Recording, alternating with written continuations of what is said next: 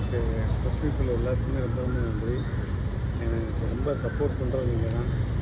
என்னுடைய முதல் படம் ஹீரோவாக நடிக்கும்போதே வந்து இவ்வளோ அழகான ஸ்பீச் கொடுத்தது நீங்கள் தான் அப்படின்னு சொல்லி உங்கள் டீம் ஒருத்தர் சொன்னது. அதுவே எனக்கு வந்து ஒட்டுமொத்த ப்ரெஸ் பீப்புளும் ஒரு பெரிய பொக்கே கொடுத்த மாதிரி ஒரு பெரிய சந்தோஷமாயிடுச்சு. இதுக்கப்புறம் 4 படம் பண்ணியிருக்கேன். 2 படம் வந்து ஆன்டி ஹீரோவாக பண்ணியிருக்கேன். இல்லைனா ஒரு படம் மிகப்பெரிய லீடு கேரக்டர். இதுவரையும் பார்க்காத ரோபோ சங்கரை தமிழ் திரையுலகம் பார்க்க போகுது. அது இன்னும் ஒரு 2 மாதத்தில் படம் ரிலீஸ் ஆகுது.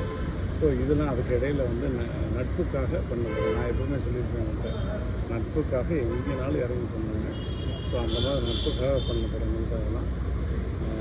ஸோ அடுத்தடுத்து வரக்கூடிய படங்கள் எல்லாமே அட்டிக்கிற பாலுன்னா சிக்ஸர் தான். என்னுடைய 2வது செஷன் இது.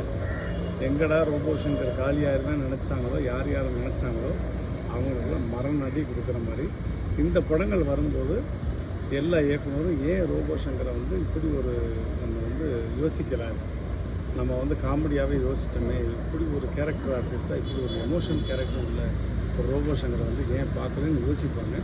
அதுக்கான படங்கள் செப்டம்பர் 5ஆம் தேதி வரப்போகுது. படத்தின் பேர் வந்து ஈகோ ராமன். ஒரு ஸ்டூடெண்ட்டுக்கும் ஒரு வாத்தியாருக்கும் உள்ள ஒரு கதை. அது ஒரிஜினலாக இப்போ அந்த டைரக்ட் பண்ணவர் வந்து டீச்சர் தான், இப்போயும் ஸ்கூல் டீச்சராக இருக்கார். அவருடைய வாழ்க்கையை வந்து தான் நான் படமாக பண்ணியிருக்கேன்.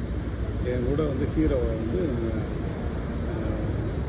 பிக் பாஸ் சசி தான் பண்ணியிருக்காரு. சசியா சுசியா அவர் பிக் பாஸ் பார்க்க நானி மாதிரியே இருப்பார். அவர் தான் ஹீரோ. படம் வேறு லெவலில் வந்துருக்கு. வேறு மாதிரியான ஒரு டப்பிங் அவ்வளோ அழகாக பண்ணியிருக்கேன். என்னுடைய டப்பிங் செஷன் தான் எப்படி வந்து விஜய் சேதுபதி சார் வந்து வாயை போட்டுக்கிட்டே ஒரு வீடியோ போட்டார். அதே மாதிரி என் அன்பு செல்வன் சூரி வந்து கருடன் படத்தில் ஒரு ஃபஸ்ட்டு ப்ரொமோஷன் பண்ணார் இல்லையா, கழுத்து அறுத்துன்னு.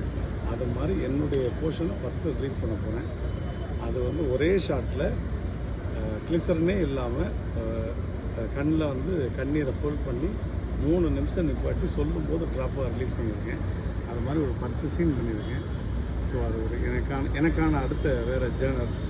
ஸோ என்னுடைய பாதை வந்து அடுத்த பரிணாமத்துக்கு போகுது. ஸோ அதுக்கெல்லாம் ப்ரெஸ் பீப்புள் நீங்கள் எப்போயுமே சப்போர்ட்டாக இருக்கணும். எப்போயுமே உங்களுடைய உடன்பிறப்பு. நான் வந்து சில மேடைகளில் வந்து ஏதோ பேசியிருக்கேன் வச்சுருக்கேன். ஆனால் அதையெல்லாம் மறந்து எப்போயுமே எனக்கு சப்போர்ட் பண்ணுறாரு. ஸோ அடுத்தடுத்த படங்கள்